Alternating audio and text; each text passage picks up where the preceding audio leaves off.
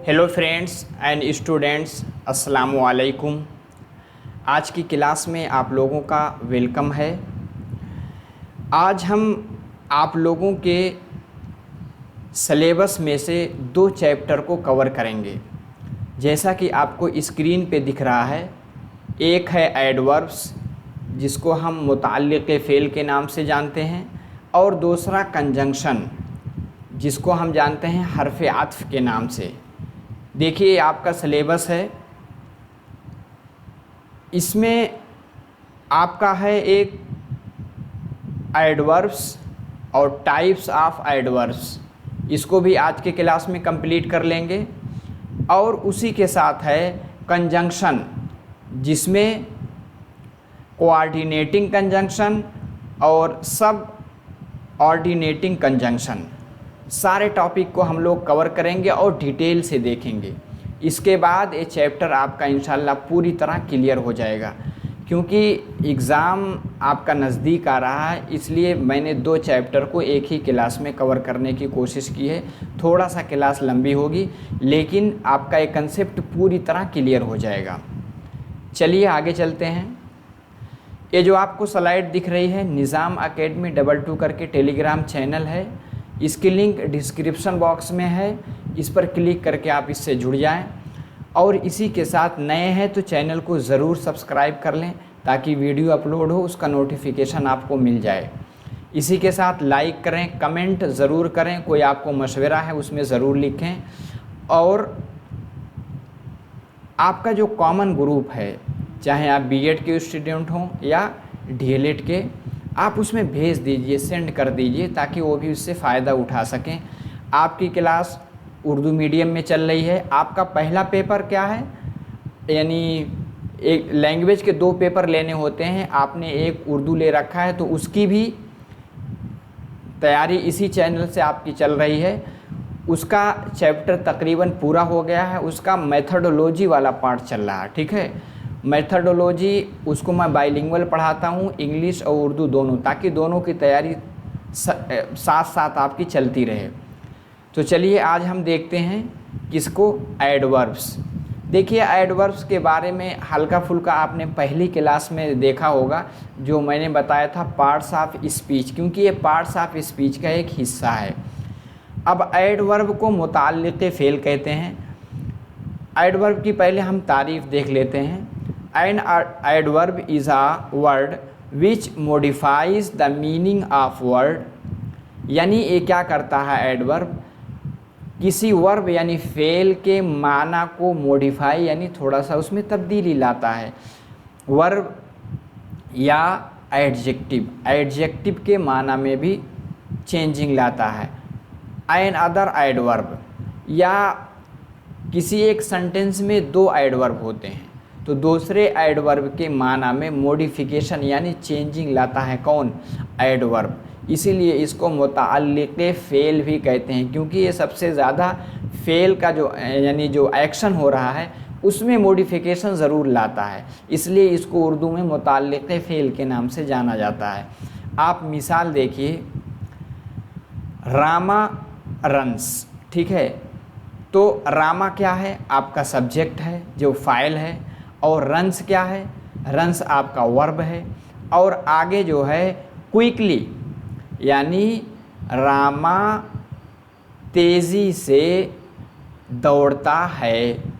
तो एक क्विकली क्या है, दौड़ने के माना को मॉडिफिकेशन किया ना, क्विकली यानी तेज़ी से दौड़ता है, यानी उस कैफियत को बताया, इसलिए इसको एडवर्ब कहते हैं। इसलिए मुताल्लिक़ फ़ेल है क्योंकि ये फ़ेल से जुड़ा हुआ है। दूसरा देखिए, she is a very good girl. She is a यानी वह, क्योंकि शी किसके लिए आता, लेडीज़ के लिए, वह एक वेरी यानी बहुत, गुड मतलब अच्छी लड़की है, यानी वह एक बहुत अच्छी लड़की है। अब इसमें देखना है कि इसमें एडवर्ब क्या है और एडजेक्टिव क्या है, नाउन क्या है। देखिए शी क्या है आपको पता है, शी आपका बनेगा सब्जेक्ट। इस क्या है, ए वर्ब है। और ए क्या है आपको पता है, ये आर्टिकल्स है, आपने पढ़ रखा है। आगे वेरी, वेरी क्या हो गया, वेरी आपका हो गया एडजेक्टिव, और गुड के वेरी क्या हो गया आपका एडवर्ब यानी मुताल्लिक़ फ़ेल, और गुड क्या हो गया, गुड आपका एडजेक्टिव है जिसको हम सिफत कहते हैं। आगे गर्ल क्या है, ये आपका नाउन है। देखिए एक तरतीब को याद रखिएगा, किसी भी सेंटेंस में एक तरतीब है। पहले क्या आएगा आपका सब्जेक्ट आएगा, सब्जेक्ट के बाद वर्ब आता है, ठीक है। वर्ब के बाद आपका इस तरह से आर्टिकल आता है, ठीक है। अगर आर्टिकल आ गया, अगर आर्टिकल आ गया तो उसके बाद हम तलाश करेंगे कि आखिर में कोई हमारा नाउन ज़रूर होगा। जैसे इस मिसाल में आप देखेंगे तो इसकी तरतीब याद रखेंगे तो हमेशा आप जैसे सेंटेंस अरेंजमेंट के क्वेश्चन आपके आएंगे तो इस तरतीब को अगर आप जहन में रखेंगे तो आप उसको अरेंज कर देंगे। जैसे आप सब्जेक्ट, उसके बाद वर्ब, उसके बाद अगर आपको आर्टिकल मिल गया तो उसमें सबसे पहले हम किसको रखेंगे, पहले हम एडजेक्टिव को, एडवर्ब को रखेंगे। किसको रखेंगे, एडवर्ब को। अब आपका एडवर्ब हो गया, उसके बाद क्या है एडजेक्टिव को। एडजेक्टिव पूरा हो गया, उसके बाद हम नाउन को रखेंगे। इस तरतीब को जहन में याद रखिएगा। जब सेंटेंस अरेंजमेंट यानी इसको अलग अलग रहेगा, उसको जोड़ने के लिए तरतीब बहुत काम आती है। पहले हम सब्जेक्ट रखते हैं, फिर वर्ब रखते हैं। अगर आर्टिकल आ गया, आर्टिकल के आखिर में, क्योंकि आर्टिकल किसके लिए आता है, नाउन के लिए आता है, यानी आर्टिकल यहाँ किसके लिए आया है, गर्ल के लिए आया है। लेकिन उससे पहले अगर एडवर्ब है तो एडवर्ब पहले आएगा, एडवर्ब के बाद एडजेक्टिव आएगा, एडजेक्टिव के बाद वो इसम यानी नाउन आएगा, ठीक है। दूसरा हम देखते हैं ही वॉक्स वेरी क्विकली। अब ही वॉक्स यानी वह चलता है। आगे क्या था, शी किसके लिए आता आपको पता है, यानी फीमेल के लिए, और ही किसके लिए, मेल के लिए। ही वॉक्स, वॉक्स मतलब चलना, ठीक है। अब इसमें वेरी क्या है, एडवर्ब आ गया है, और क्विकली यानी बहुत तेज़ी से। तो क्विकली क्या था, क्यों क्विकली ये जो है, अब यहाँ देखिए क्या है, वॉक, वॉक आपका वर्ब है। वर्ब के लिए दो एडजेक्टिव, दो एडवर्ब आ सकते हैं। क्या आ सकते हैं, एडवर्ब। जैसा देखिए वेरी भी एडवर्ब है, क्विकली भी एडवर्ब है। एक चीज़ को आप और जहन में रखिएगा, कहीं भी अगर आपको ly मिल जाए, क्या मिल जाए, ly, तो उसको समझ जाइएगा कि 99% वो आपका क्या रहता है, आपका एडवर्ब रहता है, यानी मुताल्लिक़ फ़ेल। तो आपने मिसाल से समझ लिया, यहाँ आपने तरतीब भी देख ली कि किस तरह से सेंटेंस बनते हैं। तो चलिए आगे, उम्मीद है कि मुताल्लिक़ फ़ेल यानी एडवर्ब के बारे में सारी चीज़ें क्लियर हो गई। अब हम एडवर्ब की किस्में कितनी हैं उसको देखते हैं। देखिए पहला होता है एडवर्ब ऑफ टाइम। पहला क्या होता है, एडवर्ब ऑफ टाइम, यानी ऐसा एडवर्ब जो वक्त के बारे में बताता है, समय के बारे में बताता है। जैसे if we put question when, यानी जब हम क्वेश्चन करते हैं किससे, व्हेन के ज़रिए। व्हेन का मतलब होता है कि कब, तो उसके जवाब में जो सेंटेंस बनता है वो एडवर्ब ऑफ टाइम उसमें यूज़ किया जाता है। जैसे we shall now begin to work. देखिए बिगन है, गलत है, बिगिन होना चाहिए। बिगिन क्यों होना चाहिए, आपको पता है शैल क्या है, ऑक्सिलरी वर्ब है। शैल आ जाए या विल आ जाए, इसी के साथ डिड आ जाए, डू आ जाए, डज आ जाए, इसके बाद जो हम वर्ब लाते हैं वर्ब की फर्स्ट फॉर्म लाते हैं, ठीक है। तो ये गलत हो गया। देखिए we shall now begin to work, यानी हम अब अपने काम को शुरू करेंगे, ठीक है, फ्यूचर में है। तो जैसे ए व्हेन के जवाब में आया ना, व्हेन, जैसे किसी ने पूछा आप अपने काम को कब शुरू करेंगे, तो जवाब में क्या कहेंगे, we shall now begin to work, हम अपने काम को अब शुरू करेंगे। तो इसमें ये नाउ क्या है आपका, नाउ आपका एड वर्ब है, क्या है, मुताल्लिक़ फ़ेल है, तो नाउ एड वर्ब हुआ। ये क्या है, yesterday I went to my grandfather's house. Yesterday मतलब कल, यानी पिछला, यानी गुज़रा हुआ कल। कल क्योंकि इसमें दो लफ्ज़ होते हैं, एक एस्टर, एस्टर मतलब होता है जो माजी यानी लेट का, और डे, दोनों मिलकर के एस्टरडे हो गया। एस्टरडे के मतलब गुज़रा हुआ ज़माना, ठीक है। एक किसके लिए आता है, पास्ट यानी माजी के लिए आता है। एस्टरडे वहीं आएगा अगर सेंटेंस आपका पास्ट में है।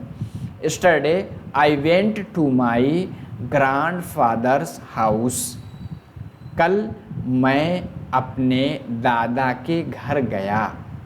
समझ में आ गया। तीसरी मिसाल देखिए, आई रीड न्यूज़पेपर डेली, मैं न्यूज़पेपर डेली पढ़ता हूँ। अब जैसे किसी ने पूछा कि आप अपने दादा के घर कब गए, तो इसने बताया यस्टरडे, तो बताया नहीं क्या, व्हेन के जवाब में जो आपका एडवर्ब ऑफ टाइम यूज़ होता है। तो यस्टरडे आपका क्या है, ये आपका एडवर्ब है। Yesterday I went to my grandfather's house. दूसरी मिसाल, आई रीड न्यूज़पेपर डेली, किसी ने पूछा कि आप न्यूज़पेपर कब कब पढ़ते हैं, तो उसने जवाब दिया आई रीड न्यूज़पेपर डेली। तो इसमें डेली क्या है, डेली ही आपका एडवर्ब है। तो एडवर्ब समझ में आ रहा है। अगर आपको समझ में आ रहा तो एक मरतबा लाइक करें, कमेंट बॉक्स में फीडबैक ज़रूर दें, ठीक है। आगे चलिए, काइंड्स ऑफ एडवर्ब ही चल रहा है, उसकी दूसरी किस्में हम ले रहे हैं। दूसरी किस्म क्या है, एडवर्ब ऑफ प्लेस। क्या है, एडवर्ब ऑफ प्लेस। देखिए आप अगर मोबाइल पे देख रहे हैं तो थोड़ा सा मोबाइल ऐसे लेटा कर रखें, यानी लैंडस्केप मोड में जब आप मोबाइल अपनी देखेंगे तो आपको स्लाइड जो है आपको क्लियर दिखेगी। देखिए एडवर्ब ऑफ प्लेस एक किसके जवाब में आता है, विच शो वेयर, यानी कहाँ पे, ठीक है। जैसे कोई पूछे आप कहाँ ये काम कर रहे हैं, यानी कहाँ के जवाब में आता है। जैसे सिट देयर, ठीक है, यानी वहाँ बैठो। जैसे एक आता है हेयर देयर, वही है सिट देयर, यानी वहाँ बैठो। माई फादर वेंट आउट, मेरे फादर यानी वालिद साहब कहाँ, वेंट आउट यानी बाहर गए। तो अगर कोई सवाल करे आपके वालिद साहब कहाँ गए, तो उसके जवाब में आएगा माई फादर वेंट आउट, मेरे फादर क्या गए, बाहर गए, ठीक है। समझ में आ रहा। तो ये देयर क्या आपका हो गया, ये आपका एडवर्ब हो गया। एडवर्ब ऑफ मैनर, मैनर किसको कहते हैं, जो किसी चीज़ की कैफियत बताए, जो हालत बताए, यानी जो हालत बताए या कैफियत बताए, उसको क्या कहते हैं, मैनर। जैसे show how or in what manner, वो दिखाता है कि किस तरह से ये काम हुआ, या किस मैनर यानी किस हालत में हुआ, किस अंदाज में हुआ, इसको बताने के लिए क्या है, एडवर्ब ऑफ मैनर आता है। अभी आप मिसाल देखेंगे, this class includes nearly all those adverb, क्योंकि इस तरह के क्लास जो होते हैं उन सारे एडवर्ब, उन सारे मुताल्लिक़ फ़ेल को कवर करता है, which are derived from adjectives, जो किससे बने हुए होते हैं, एडजेक्टिव से। एंड एंड में क्या आता है, एल वाई। आपको पता है एडजेक्टिव के आखिर में एल वाई बना करके हम एडवर्ब बनाते हैं। जितने एडवर्ब इस तरह के एल वाई वाले आएंगे वो अक्सर क्या होते हैं, एडवर्ब ऑफ मैनर। जैसे वॉक क्विकली, वॉक का मतलब क्या होता है, चलना, क्विकली तेज़ी से चलना, ठीक है। तो चलने की कैफियत को बताने के लिए क्विकली आया, यानी मैनर है ना, मैनर का मतलब हालत या कैफियत। तो walk quickly, slowly and sadly we led him down, slowly यानी धीरे धीरे, सैडली यानी दुख के साथ, वी हमने, लेड हिम डाउन उसको लिटा दिया। अब जैसे कोई बीमार था या कहीं एक्सीडेंट हो गया हो, हालत नाजुक हो, उस टाइम में सेंटेंस यूज़ होगा कि धीरे से और दुख के साथ हमने उसको लिटा दिया। ठीक है, तो इसमें स्लोली और सैडली क्या है, एक मैनर बता रहा है। आगे है you should not do so, तुमको इस तरह नहीं करना चाहिए। ठीक है, तुमको इस तरह नहीं करना चाहिए। तो सो क्या है, ये आपका एडवर्ब है। तो 3 किस्में आपने एडवर्ब की देख ली। आगे है काइंड्स ऑफ एडवर्ब में चौथी किस्म है एडवर्ब ऑफ रीज़न। कभी कभी एडवर्ब आता है वजह बताने के लिए, जिसको हिंदी में कहते हैं कारण बताने के लिए। एक इसमें आएगा आंसर द क्वेश्चन वाई। जब कोई क्वेश्चन करे वाई यानी क्यों इस काम को किया, उस रीज़न को बताने के लिए हम एडवर्ब लाते हैं, एडवर्ब ऑफ रीज़न। मिसाल देखिए, वी वेंट देयर, हम वहाँ गए। बिकॉज का मतलब क्योंकि, he wanted to meet his friend. He went there, वह वहाँ गया क्योंकि वह अपने दोस्त से मुलाकात करना चाहता था। ठीक है, he went there because he wanted to meet his friend. ठीक है, यानी वो वहाँ गया क्योंकि वो अपने दोस्त से मिलना चाहता था। ठीक है, तो यहाँ बिकॉज और देयर ये क्या है, आपका एडवर्ब है। ये रीज़न बता रहा है, बिकॉज क्योंकि, he wanted to meet his friend, अपने दोस्त से मिलना चाहता था इसलिए गया। आगे है ही देयरफॉर लेफ्ट स्कूल। वाई के जवाब देयरफॉर से पहले इस तरह से कामा लगता है, वह इसलिए यानी उसने इसलिए स्कूल छोड़ दिया। तो देयरफॉर क्या है, ये आपका रीज़न बता रहा है, क्या है, एडवर्ब ऑफ रीज़न। आगे 5वें नंबर पे क्या आएगा, एडवर्ब ऑफ डिग्री या क्वालिटी। डिग्री बताएगा या क्वालिटी। क्वालिटी में क्या होता है, किसी की अच्छाई बुराई। ठीक है, जैसे he is quite right in his argument, यानी वह अपने बहस में, क्वाइट यानी बिल्कुल, पूरी तरह से, राइट मतलब सच्चा है, वह अपने बहस में पूरी तरह से सच्चा है। तो ठीक है, ये पूरी डिग्री बता रहा है। तो एक क्वाइट क्या है, एक क्वाइट आपका एडवर्ब ऑफ डिग्री या क्वालिटी है। आगे ही इज़ पार्टली रॉन्ग। तो पार्टली क्या है, ये भी एक क्वालिटी डिग्री बता रहा है, यानी किस डिग्री तक, यानी किस दर्जा तक, डिग्री का मतलब दर्जा, किस दर्जे तक, रॉन्ग यानी वह गलत है। ही इज़ पार्टली रॉन्ग यानी वह कुछ यानी थोड़ा थोड़ा क्या है, रॉन्ग यानी गलत है। ठीक है, 5 आपका पूरा हो गया। छठी किस्म हम देख लेते हैं काइंड्स ऑफ एडवर्ब की। Adverb of frequency. फ्रीक्वेंसी जो बार बार का सेंस देते हैं। ठीक है, अब ये है adverb of affirmative and negative. ठीक है, एक होता है एडवर्ब ऑफ फ्रीक्वेंसी, एक होता है एडवर्ब ऑफ अफर्मेटिव निगेटिव। 7 किस्में हो जा रही हैं। फ्रीक्वेंसी जैसे ऑलवेज, ऑलवेज यूज़ करते हैं।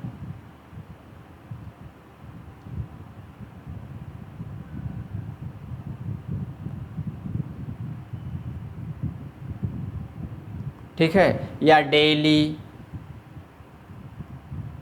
ये सब क्या है, फ्रीक्वेंसी के बारे में बताता है। ठीक है, मिसाल लेते हैं, जैसे श्योरली यू आर मिस्टेकन। ठीक है, श्योरली यानी यकीनी तौर पे, यू आर मिस्टेकन यानी आपने गलती की। ये क्या है, ही सर्टेनली विंस द गेम। ये क्या अफर्मेटिव सेंटेंस की मिसाल है, ही सर्टेनली, वह यकीनी तौर पे, विंस द गेम यानी गेम को जीतता है। आगे कह रहे हैं कि some of the above adverbs may belong to more than one class. ये जो है एक क्लास से ज़्यादा के लिए भी ताल्लुक़ रख सकते हैं। मिसाल देखिए, ही सिंग्स, ठीक है, डिलाइटफुल्ली, वह गाता है बहुत शानदार अंदाज में। डिलाइटफुल्ली क्या है? एडवर्ब ऑफ मैनर, यानी एक कैफियत बता रहा है। आगे क्या है? द वेदर इज़ डिलाइटफुल्ली, यानी मौसम बहुत खुशगवार है। तो एडवर्ब ऑफ डिग्री। तो यहाँ कह रहे हैं कि कुछ ऐसे एडवर्ब हैं, एक ही एडवर्ब है लेकिन अलग अलग सेंटेंस में कॉन्टेक्स्ट यानी कॉन्टेक्स्ट के अकॉर्डिंग क्या होता है, यानी सियाक़ व सबाक़ के मुताबिक वो अपने एडवर्ब ऑफ काइंड में बदल जाते हैं। जैसे डिलाइटफुल्ली एडवर्ब ऑफ मैनर बता रहा है और इस सेंटेंस में डिलाइटफुल्ली एडवर्ब ऑफ डिग्री बता रहा है। ठीक है, आगे चलिए। अब है फॉर्मेशन ऑफ एडवर्ब। हमने एडवर्ब की तारीफ सीख ली, एडवर्ब की किस्में देख ली। अब एडवर्ब के को किस तरह से हम बनाएंगे, उसकी किस तरह से तश्कील करेंगे। देखिए, adverb of manner are mostly formed by adjectives by adding L Y. यहाँ कहा जा रहा है अगर कोई एडजेक्टिव यानी सिफत है उसके आखिर में एल वाई ऐड करके हम एडवर्ब ऑफ मैनर यानी ऐसा एडवर्ब जो कैफियत बताता है उसको बनाते हैं। जैसे वाइज से वाइजली हो गया, काइंड से काइंडली हो गया, क्विक से क्विकली हो गया। तो वाइज, काइंड, क्विक ये सब क्या था? ये सब आपका एडजेक्टिव था। उसके आखिर में एल वाई बढ़ा करके हमने क्या बना दिया? एडवर्ब बना दिया। अब कहा जा रहा है कि some adverbs are made of a noun and a qualifying adjective, यानी नाउन और उसके साथ एडजेक्टिव दोनों को मिला करके क्या बनते हैं? आपके एडवर्ब बनते हैं। मिसाल देखिए, जैसे सम टाइम्स, ठीक है, इसमें सम क्या है? सम आपका एक जो है एडजेक्टिव हो जाएगा और टाइम क्या है? नाउन। दोनों मिलकर के सम टाइम्स क्या हो गए? आपके एडवर्ब बन गए। एस्टरडे, इसमें क्या है? एस्टर, ये आपका एडजेक्टिव है। डे क्या है? ये आपका नाउन है। दोनों मिलकर के क्या बन गए? एडवर्ब बन गए। तीसरा है मीन टाइम, तो मीन क्या है? ये आपका एडजेक्टिव है और टाइम क्या है? नाउन। दोनों मिलकर के क्या बन गए? आपके एडवर्ब बन गए। और मिड डे, मिड मतलब आधा, डे मतलब दिन, आधा दिन। तो मिड क्या है? ये आपका एडजेक्टिव है और उसके बाद वे क्या है? वे आपका नाउन है। दोनों मिलकर के क्या बन गए? एडवर्ब बन गए। आगे कहा जा रहा है कि some adverbs are compounds of on and a noun as. कहते हैं कुछ क्या होते हैं कि ऑन और ए के साथ जो होते हैं जुड़े होते हैं, यानी ऑन आएगा या ए आएगा, उसके बाद क्या आएगा? उसके बाद आपका नाउन आएगा। जैसे मिसाल देखिए, जैसे अफूट, अफूट क्या है? अफूट आपका एडवर्ब है। जैसे अस्लीप, अहेड, तो इससे पहले फूट क्या था? फूट आपका नाउन था, शुरू में ए ले आए। ठीक है, आगे है ऑन फूट, फूट से पहले ऑन ले आए। यहाँ क्या? अहेड, आ जोड़ करके, हेड क्या था? नाउन था, उससे पहले ए जोड़ करके क्या बना दिया? हम एडवर्ब बना दिया। जैसे अब्रोड, यानी जो बाहर कंट्री के माने देता है, तो ए बढ़ा करके ब्रोड से पहले क्या बन गया? ए आपका एडवर्ब बन गया। और आगे क्या है? अवे, तो वे से पहले ए लगा करके अवे बना दिया, क्या बन गया? आपका एडवर्ब बन गया। तो उम्मीद है कि एडवर्ब क्या होता है, एडवर्ब की कितनी किस्में हैं, एडवर्ब कैसे बनता है, सारा कंसेप्ट क्लियर हो गया हो तो एक बार लाइक कर दें। लाइक करने के साथ कमेंट ज़रूर करें। ठीक है, आगे क्लास कंटिन्यू चलेगी क्योंकि आगे हम कंजंक्शन को भी देखेंगे। कमेंट फीडबैक ज़रूर दें कि आपको एडवर्ब समझ में आया कि नहीं, समझाने का तरीका अच्छा था कि नहीं, कुछ मशवरा है तो वो भी आप लिखें। दोस्तों को शेयर करें। नए हैं तो अभी तक चैनल को सब्सक्राइब नहीं किया तो सब्सक्राइब भी कर लें। आगे अब हम दूसरा देखते हैं कंजंक्शन। कंजंक्शन को क्या हम उर्दू में कहते हैं? हर्फ़े अत्फ़। हर्फ़े अत्फ़ क्या है? डिफिनेशन पहले देखते हैं। Conjunction is a word which joins two words, two phrase और टू क्लास। ये जोड़ने का काम करता है। क्या? कभी कभी दो वर्ड जोड़ देता है, कभी कभी दो फ्रेज जोड़ता है, कभी कभी जो है दो क्लास जोड़ता है। क्या? कंजंक्शन। समझ में आ गया? मिसाल देखिए, Krishna and arjuna were great friends. Krishna and arjuna महान यानी ग्रेट यानी अच्छे दोस्त थे। तो क्या हो गया? दो वर्ड को आखिर जोड़ा ना, एडजेक्टिव, ये क्या नाम है, कंजंक्शन ने दो वर्ड को जोड़ा। किसको किसको? कृष्णा और अर्जुना। बीच में जोड़ने वाला कौन है? एंड। तो एंड क्या बन गया आपका? कंजंक्शन, जिसको हर्फ़े अत्फ़ कहते हैं। दूसरी मिसाल लीजिए, ही वेंट अप टू हिल। ठीक है, ही वेंट अप टू हिल। ये क्या हो गया? एक फ्रेज हो गया आपका। एंड आ गया। एंड के बाद क्या है? Down the dale. He went up to hill. Hill का मतलब होता है पहाड़। वो पहाड़ के ऊपर गया और उसके बाद एंड डाउन द डेल। अब डेल मतलब क्या होता है? देखिए, डेल मतलब होता है, जब आप डिक्शनरी में देखेंगे तो डेल का मतलब होता है घाटी। जैसे पहाड़ होता है, पहाड़ ऊपर, पहाड़ के नीचे जब उतरेंगे तो ऊपर नीचे पहाड़ बीच में जो एक रास्ता रहता है, एक जगह, उसको क्या कहते हैं? घाटी। तो ये डेल मतलब होता है घाटी। तो क्या हुआ? He went up the hill and down the dale. ठीक है, तो एंड के ज़रिए दो फ्रेज को जोड़ा गया। ठीक है, आगे है my brother studies law and I studies medicine. यानी मेरे भाई ने किसकी पढ़ाई की? लॉ की पढ़ाई की। और मैंने किसकी पढ़ाई की? मेडिसिन की। यानी मैं MBBS डॉक्टर बना और मेरा भाई क्या बन गया? वकील बन गया। ठीक है, तो इसमें दो क्लास है। पहला ए है यानी my brother studies law, and उसके बाद क्या है? कंजंक्शन है, आई स्टडीज़ मेडिसिन। ठीक है, तो आपने देख लिया कि वर्ड को भी जोड़ता है, फ्रेज को भी जोड़ता है, क्लास को भी जोड़ता है। कौन? कंजंक्शन। अब हम कंजंक्शन के कुछ रूल देखेंगे और उसके इस्तेमाल देखेंगे। ये ऐसा रूल है कि इस तरह के आपके सवालात बहुत आते हैं एग्ज़ाम में। किसी भी इंग्लिश के एग्ज़ाम में जाएंगे तो इस तरह के आपके सवालात आएंगे। देखिए, पहला क्या है? नो सूनर का यूज़ किस तरह से करेंगे?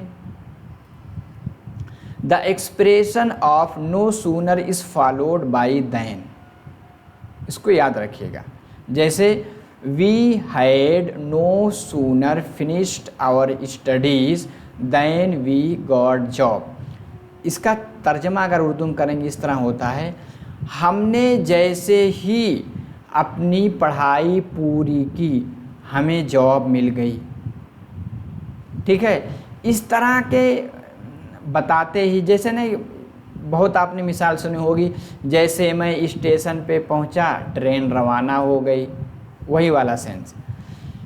We had no sooner. अब यहाँ हमको ये जानना है कि अगर कहीं वी हैड नो सूनर आ गया, we had no sooner finished our studies, तो no sooner, had no sooner आ गया, उसके बाद दूसरे वाले उसमें क्या आएगा? देन आएगा।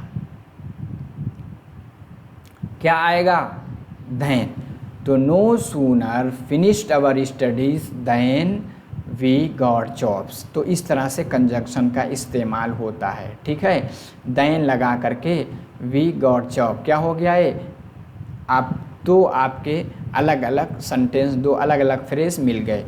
दूसरा है दो या आल्दो। दो या आल्दो का इस्तेमाल क्या है, is not followed by but, ठीक है, आर स्टिल आर येट, ठीक है।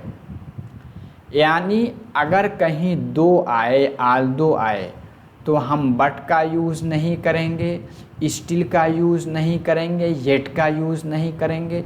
तब क्या यूज़ करेंगे, आप सेंटेंस देखिए। दो राम इज़ पुअर, दो का मतलब होता है हालांकि, हालांकि राम गरीब है, राम गरीब है। ही हेल्प अदर्स, वो दूसरों की मदद करता है। यानी दो या आल्दो का यूज़ कब होता है, जब दो सिचुएशन आपके सामने नज़र आए, दोनों कंट्रास्ट हो, दोनों एक दूसरे की ज़िद बने। जैसे हालांकि ये नहीं पाया जाता, अगर कोई गरीब है, जब गरीब है उसके पास खुद ही नहीं तो क्या दूसरों की मदद करेगा। लेकिन यहाँ एक उल्टा पाया जा रहा है कि राम गरीब अगरचे है लेकिन फिर भी लोगों की मदद करता है। तो यहाँ दो आ गया। उसके बाद जो दूसरा जुमला है उस, यानी एक आपका सेंटेंस, एक क्लास जब पूरा हो जाता है उसके बाद हम कॉमा लगाते हैं। क्या लगाते हैं, कॉमा। ना हम लगाएंगे बट, ना हम स्टिल, ना हम येट। इस बारीकी को आप समझिएगा। नो सूनर वाला सेंटेंस आप समझ लीजिएगा, बहुत पूछा जाता है। इसी के साथ दो या आल्दो वाला, ठीक है, ये कंट्रास्ट वाली सिचुएशन दिखाता है। तीसरी मिसाल, supposing and if can not go together. Supposing और इफ ये दोनों एक साथ नहीं आ सकते। सपोजिंग और इफ ये दोनों एक साथ नहीं आ सकते। जैसे कहा जा रहा है इफ़ यू वर्क हार्ड, अगर तुम कड़ी मेहनत करोगे, यू विल पास, तुम कामयाब हो जाओगे, पास हो जाओगे। तो यहाँ इफ़ है। एक चीज़ और याद रखिएगा, अगर तुम करोगे तो पास हो जाओगे। तो यहाँ इफ़ अगर पहले आ गया तो उसके बाद दूसरा वाला जो जुमला बनेगा, दोनों के बीच में कॉमा लगाते हैं, देन नहीं लगाते। तब तुम पास हो जाओगे के लिए देन अगर लगाएंगे तो ये रॉन्ग है ग्रामर के अकॉर्डिंग, ठीक है। तो हम कॉमा ही लगाएंगे। उर्दू में फ्यूचर ही यूज़ करते हैं, अगर तुम करोगे तो पास होगे। लेकिन जब हम बनाएंगे तो क्योंकि इफ़ जो है, इफ़ के साथ फ्यूचर का सेंटेंस यूज़ नहीं होता। जैसे इफ़ के साथ, व्हेन के साथ हम फ्यूचर यानी विल या शैल या वुड या शुड यूज़ नहीं होता। इस चीज़ को याद रखिएगा। आगे है लेस्ट। क्या देखना है, लेस्ट। लेस्ट इज़ फॉलोड बाय शुड। अगर लेस्ट है तो आगे क्या आएगा, शुड आएगा। नॉट मस्ट, ना ही मस्ट आएगा। नॉट बी यूज्ड आफ्टर लेस्ट, यानी आप लिस्ट के बाद मस्ट का यूज़ नहीं करेंगे बल्कि शुड का यूज़ करेंगे। मिसाल देखिए, कहते हैं स्टार्ट अर्ली, यानी जल्दी शुरू करो। लेस्ट you should miss the train, कहीं ऐसा ना हो कि आपकी ट्रेन छूट जाए, ठीक है। अगर लेस्ट आया तो शुड आएगा। इस चीज़ को जहन में आप रखिएगा। आगे और देख लेते हैं, कुछ रूल है। द वर्ड अनलेस, क्या है unless, is a negative expression. Unless क्या है, ये निगेटिव के बारे में बताता है। इट मीन्स इफ़ नॉट, इसका मतलब होगा if not. It is never followed by not, इसके साथ क्या नहीं आएगा, नॉट नहीं आएगा, क्योंकि अनलेस खुद ही नॉट का सेंस दे रहा। जैसे अनलेस यू वर्क हार्ड, यानी तुम क्या कहेंगे, तुम कठिन मेहनत करो। यू विल फेल, नहीं तो तुम नाकाम हो जाओगे, फेल हो जाओगे। तो अनलेस के साथ आप निगेटिव सेंटेंस यानी नॉट का यूज़ नहीं करते हैं। अनलेस यू वर्क हार्ड, कठिन मेहनत करो नहीं तो तुम फेल हो जाओगे। दूसरा देखते हैं, till. Till means up to the time when, यानी एक टाइम यानी वक्त तक। It is not followed by not, ठीक है, इसके साथ नॉट नहीं आता। क्या, जैसे वेट हेयर यानी यहाँ इंतज़ार करो, टिल आई कम हेयर यहाँ तक कि मैं यहाँ आ जाऊँ, wait here till I come here यानी मेरे यहाँ आने तक इंतज़ार करो, ठीक है। आगे क्या है, अनटिल, आप टिल या अनटिल, ठीक है। देखिए एक कन्फ्यूजिंग होती होगी, टिल या अनटिल क्या है, ये कभी कभी प्रीपोजिशन के तौर पे यूज़ होता है, कभी कभी कंजंक्शन के तौर पे यूज़ होता है, याद रखिएगा। आगे क्या है, अनटिल इज़ इक्विवेलेंट टू किसके है, टिल है। जैसे वेट हेयर यहाँ वेट करो, अनटिल दे कम यहाँ तक कि जब तक कि वे ना आए तब तक वेट करो। तो टिल या अनटिल दोनों इस तरह से यूज़ होगा। आगे है सिंस, क्या है since, since must be preceded by a present a past perfect tense, present perfect tense या पास्ट परफेक्ट टेंस के साथ आता है। आप देखेंगे कहीं कहीं सिंस यूज़ होता है, कहीं कहीं फॉर।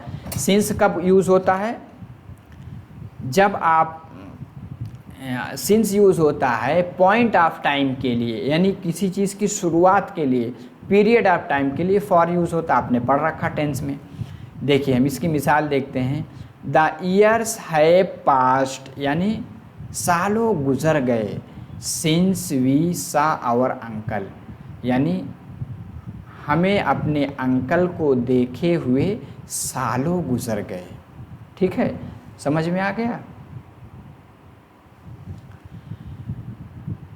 तो यहाँ कंजंक्शन का इस्तेमाल इस तरह से हुआ है, ठीक है।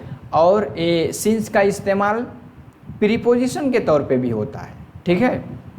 प्रीपोजिशन के तौर पे होगा तो period of time, point of time के तौर पे।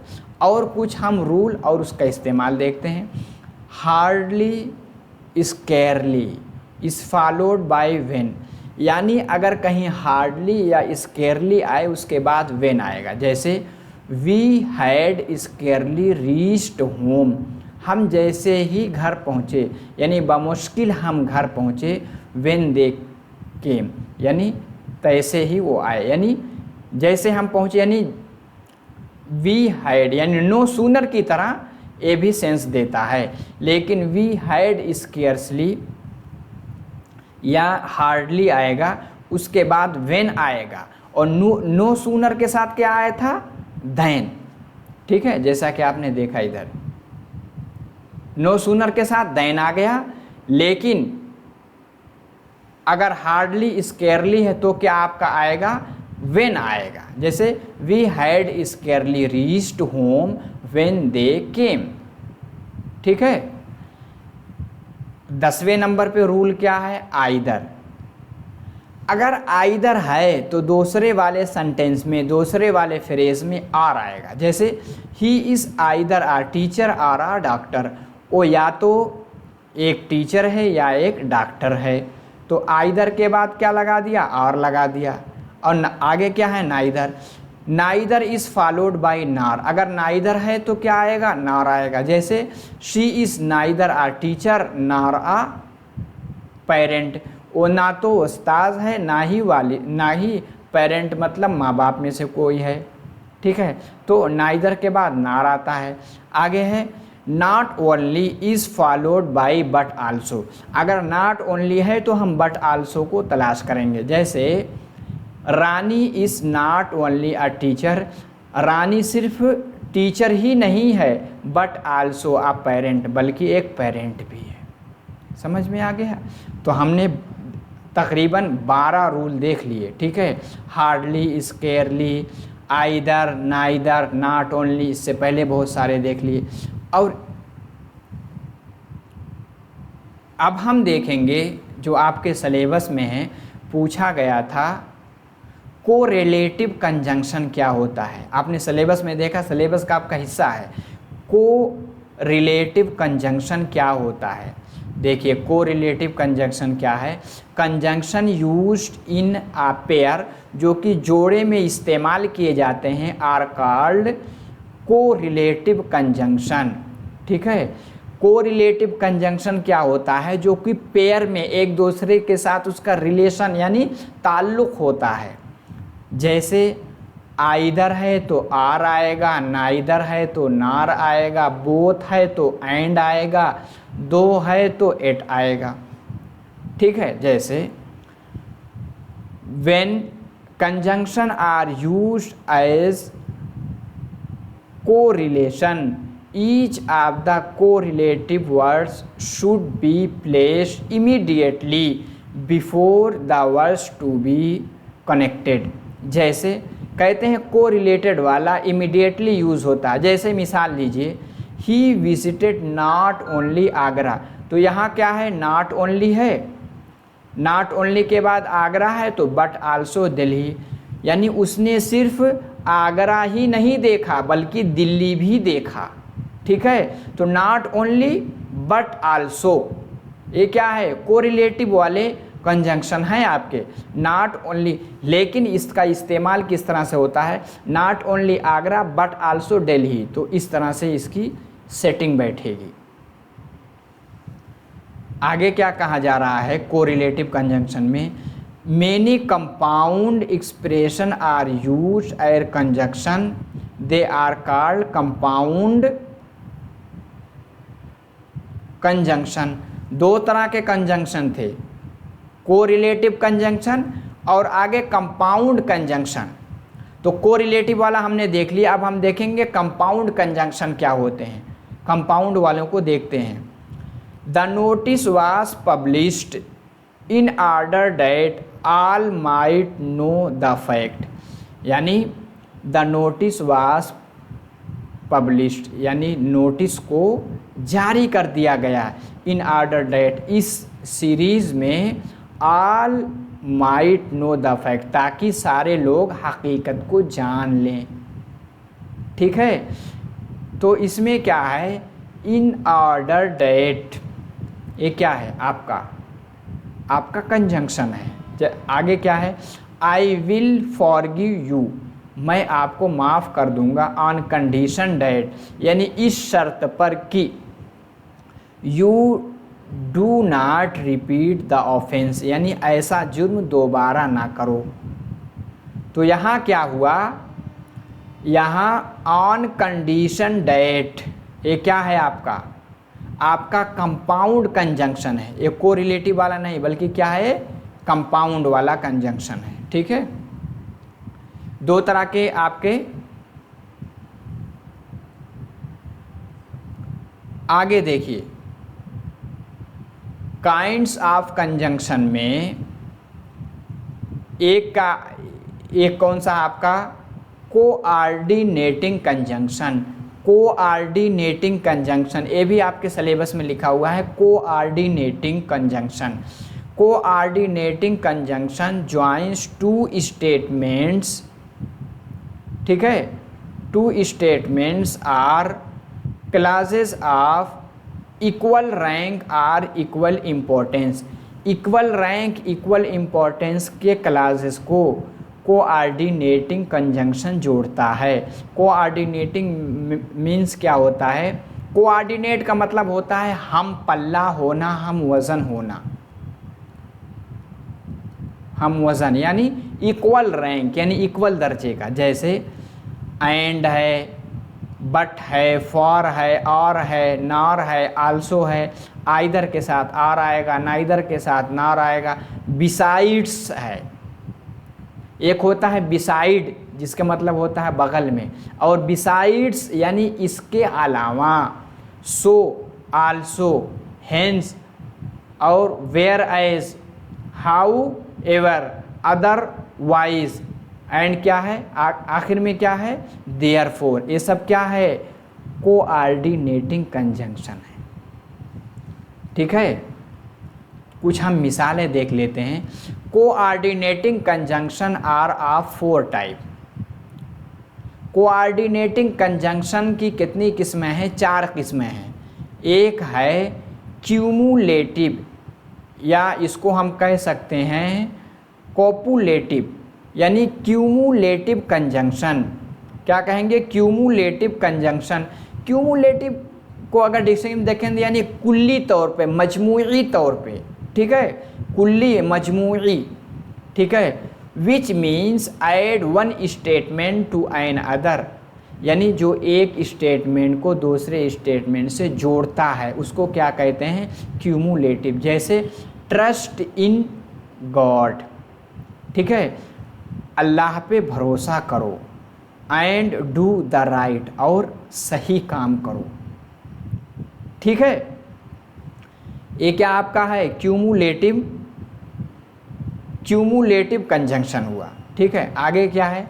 ही वाज बोथ, यानी फाइंड एंड इम्प्रिजन्ड।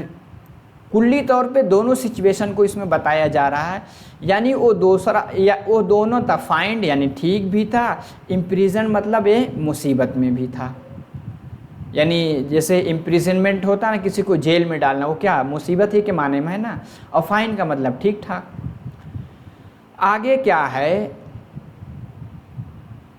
आगे है एडवर्सेटिव एक्सप्रेस अपोजिशन, या कहेंगे कंट्रास्ट।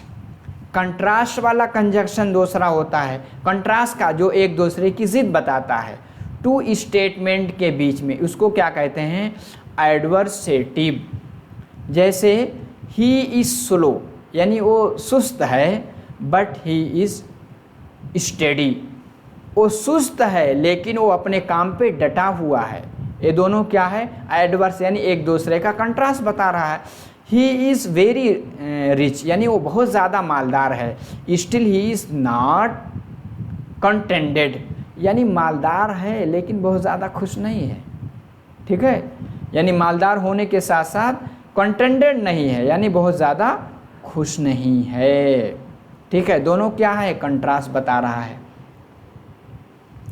तीसरी किस्म हम देखते हैं किसकी? कंजंक्शन की, डिसजंक्टिव या अल्टरनेटिव, ठीक है। डिसजंक्टिव यानी जो यानी अलहदा है, अल्टरनेटिव के माने में, जो ए नहीं तो उस वाले माने को बताने के लिए भी कुछ आपके कंजंक्शन होते हैं। Which express a choice between two alternative, यानी ए नहीं तो जो चॉइस बताते हैं, ठीक है, वो क्या होते हैं? आपके डिसजंक्टिव या अल्टरनेटिव होते हैं कंजंक्शन। जैसे मिसाल लीजिए, शी मस्ट वीप, उसे ज़रूर रोना चाहिए, आर शी विल डाई, नहीं तो मर जाना चाहिए, या तो रोना चाहिए या तो मर जाना चाहिए, ठीक है। तो दो ऑप्शन है, या तो रो या तो मर जाओ।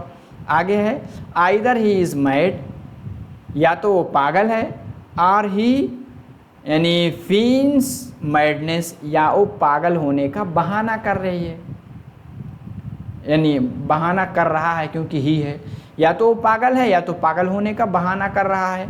तो ये दो सिचुएशन है ना, तो कहा जा रहा है कि ये जो कंट्रास्ट बता रहा है ये भी एक जो है डिसजंक्टिव आपका कंजंक्शन की एक किस्म है। चौथी किस्म कंजंक्शन की हम लेते हैं, क्या है? इलेटिव। क्या है? इलेटिव। इलेटिव क्या कहते हैं? जो एक नतीजा बताए, क्या बताए? एक कंक्लूजन बताए। Illative which express an inference, क्या बताता है? जो कि एक आपका इन्फेरेंस यानी एक अंदाज़ा बताएगा, कंक्लूजन का एक अंदाज़ा। इन्फेरेंस मतलब होता है अंदाज़ा, ठीक है। By this conjunction one statement fact is inferred और प्रूव्ड फ्रॉम एन अदर, यानी एक स्टेटमेंट दूसरे स्टेटमेंट का नतीजा बनता है। जैसे ही वाज फाउंड स्टीलिंग, यानी उसे चोरी करते हुए पकड़ा गया, एंड देयरफॉर, और इसलिए ही वाज अरेस्टेड, उसे गिरफ्तार कर लिया गया। आगे है ही विल पास, वह पास हो जाएगा, for he works very hard, क्योंकि वो बहुत कठिन मेहनत कर रहा है। ठीक है, आगे है दूसरी किस्म क्या है, subordinating conjunction. Subordinate conjunction may be classified according to the meaning.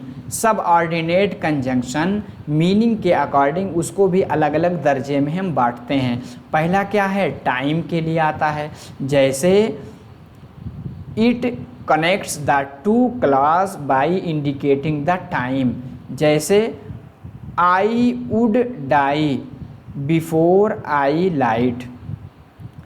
उसने कहा झूठ बोलने से पहले मैं मर जाऊंगा, यानी मेरे संस्कार में, मेरे जीन में, मेरे फितरत में ये चीज़ नहीं कि मैं झूठ बोलूं। ठीक है, कहा गया I return home after he had gone, यानी उसके जाने के बाद मैं घर पहुंचा। ठीक है, दूसरी किस्म क्या है, ये आपका सबऑर्डिनेट वाले क्लास की, ये कभी कभी कॉज या रीज़न बताता है। जैसे आई लव हर, मैं उससे प्यार करता हूँ, बिकॉज शी इज़ ब्यूटीफुल, क्योंकि वो खूबसूरत है। सिंस यू विश इट, क्योंकि तुम उसको, विश यानी चाहते हो, आई शैल बी डन, यानी आई शैल बी डन, मैं इसको पूरा कर दूं, यानी इट शैल बी डन, यानी ये पूरा कर दिया जाएगा, क्योंकि तुम इस चीज़ को चाहते हो इसलिए पूरा कर दिया जाएगा। तो ये रीज़न बता रहा है। दूसरा सेंटेंस पर्पस, पर्पस मतलब होता है मकसद। जैसे वी ईट सो डैट, यानी हम खाते हैं, सो डैट का मतलब होता ताकि, वी में लिव, ताकि हम जिंदा रहें। तो जहाँ कहीं आपका सो डैट आया तो अगले वाले फ्रेज में आएगा, में आएगा या कैन आएगा, दोनों सही होता है। We eat so that we may live. जैसे ही हेल्ड माई लैंड। ठीक है, ही हेल्ड माई लैंड नहीं होगा, हैंड। ठीक है, ही हेल्ड माई हैंड, उसने मेरा हाथ पकड़ लिया। लेस्ट आई शुड फॉल, कहीं ऐसा ना हो कि मैं गिर जाऊं। तो आगे लेस्ट आई शुड फॉल क्या है, एक मकसद बता रहा, मेरा हाथ क्यों पकड़ा, कहीं ऐसा, क्योंकि कीचड़ बहुत था, फिसल के गिर सकता था, इसलिए हाथ को पकड़ लिया। चौथा क्या है, रिजल्ट या कंक्लूजन बताने के लिए भी आता है सबऑर्डिनेट क्लास। जैसे he was so timid, he was so timid, timid का मतलब होता है बुजदिल, दुबला पतला। ही वॉज सो टिमिड, वो इतना बुजदिल था, डैट ही कुड स्केयरली स्टैंड, ये बहुत मुश्किल से ही वो खड़ा हो सकता था। आगे है ही वॉज सो इंटेलिजेंट, वो इतना ज़हीन था, that he own the first prize, की उसने पहली पोजीशन हासिल की। ठीक है, तो सो के बाद डैट का यूज़ किया गया। ठीक है, तो इस तरह से भी हम यूज़ करते हैं। पांचवी किस्म क्या है, कंडीशन, जो कि एक कंडीशन यानी शर्त बताए। जैसे रामा विल गो, रामा जाएगा, इफ़ हरी कम्स, अगर हरी आता है, यानी अगर हरी आएगा तो रामा भी जाएगा। आगे है grievance can not be redressed. Grievance मतलब होता है शिकायतें, शिकायतों को दूर नहीं किया जा सका। कैन नॉट बी रिड्रेस, यानी शिकायतें दूर नहीं की जा सकती अनलेस दे आर नो, यहाँ तक कि उसको जान लें। जब तक उसको जानेंगे नहीं तब तक शिकायत कैसे दूर की जाएगी। आगे है कंसेशन यानी कंट्रास्ट, यानी एक दूसरे का अपोजिट बता। जैसे I will not see him, मैं उसको नहीं देखूंगा, दो ही कम, यहाँ तक कि वो आ जाए। जब तक आएगा नहीं तब तक कैसे मैं देखूंगा। आगे है ही विल नेवर पास, वो कभी भी पास नहीं हो सकता। हाउ एवर, हत्ता कि, हार्ड ही मे ट्राई, यानी कितना ही वो कठिन मेहनत कर ले लेकिन वो पास नहीं हो सकता। ठीक है, आगे सातवीं किस्म क्या है, कंपैरिजन बताने के लिए, जैसे he is stronger than Rustam, यानी वो रुस्तम से ज़्यादा मजबूत है, यानी पहलवान है। रुस्तम पहलवान आपने सुना होगा, बहुत उनका किस्सा बहुत मशहूर है। आगे है he is as clever as I, जैसा मैं चालाक हूँ वैसा वो भी चालाक है, ठीक है। तो एज करके यूज़ होता है। एक्सटेंट मैनर, जैसे men will reap as they say, as they से नहीं आएगा सो, ठीक है। मेन विल रीप, यानी आदमी जैसा बोएगा वैसा ही काटेगा। जैसे कहते हैं जैसी करनी वैसी भरनी, तो वही कहा जा रहा है मेन वही काटेंगे जो बोएंगे। आगे है he choose the conditions accordingly as they were qualified, he choose the candidate, condition में पढ़ दे, sorry, he choose the candidate, यानी उसने उस उम्मीदवार को, ही चूज्ड, आखिर में डी आएगा, एस डी, ठीक है, पास्ट में। ही चूज द कैंडिडेट्स, उसने कैंडिडेट को, उसने उम्मीदवार को सिलेक्ट किया accordingly as they were qualified, ठीक है। जिस तरह से अकॉर्डिंगली यानी उनके क्वालिफिकेशन के मुताबिक, ही चूज द कैंडिडेट, उसने कैंडिडेट उसने उम्मीदवारों को सिलेक्ट किया उनके क्वालिफिकेशन के मुताबिक, ठीक है। अब आगे एक इम्पॉर्टेंट चीज़ आप देखिए, कुछ ऐसे हैं जिनका इस्तेमाल प्रीपोजिशन के तौर पे भी होता है और कंजंक्शन के तौर पे भी होता है, दोनों तरह इनका यूज़ किया जाता है। हम देख लेते हैं, क्योंकि हमें बड़ी कन्फ्यूजिंग थी कि यार इसका यूज़ तो हम प्रीपोजिशन यानी हर्फ जार में भी करते हैं। तो देखिए दोनों तरह इस्तेमाल होता है, दोनों सिचुएशन आपको बताई गई है। जैसे प्रीपोजिशन में हम देखते हैं स्टे टिल मंडे, यानी टिल क्या हो गया, वक्त बताने के लिए आ गया, ठीक है, यानी मंडे तक ठहरे रहो। वी शैल स्टे हेयर, हम यहाँ ठहरे रहेंगे। टिल यू रिटर्न, यहाँ तक कि तुम वापस आ जाओ। यहाँ टिल क्या है, कंजक्शन हुआ, ठीक है। I have not met him, हम उससे मुलाकात नहीं किए, कब, सिंस मंडे, मंडे से। तो यहाँ सिंस क्या हुआ, प्रीपोजिशन हुआ। आगे है वी शैल गो, हम जाएंगे। सिंस यू डिज़ायर इट, क्योंकि तुम ऐसा चाहते हो, ठीक है। आगे है he died for his country, उसने अपने कंट्री के लिए वो क्या हो गया, मर गया, मतलब वो शहीद हो गया, यानी अपने कंट्री के खातिर क्या हो गया, वो शहीद हो गया। आगे है I must stay here, I must stay here, मैं यहाँ रुका रहूँगा।